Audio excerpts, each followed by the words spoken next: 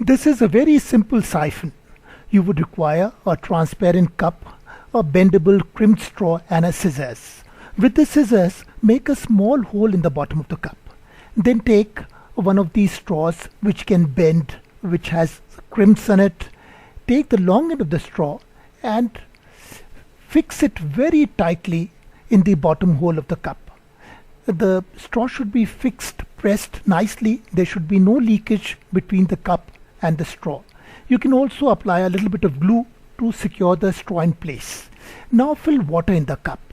Initially nothing will happen. Keep raising the water level. Nothing happens.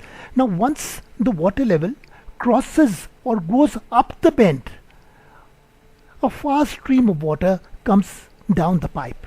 This is a very simple siphon.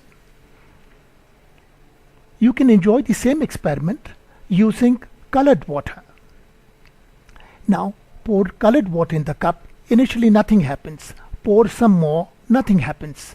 But once the water level goes up the bend, a fast stream of water comes down the pipe. This is a very amazing siphon. You just need a cup, a bent straw and some water. So enjoy it.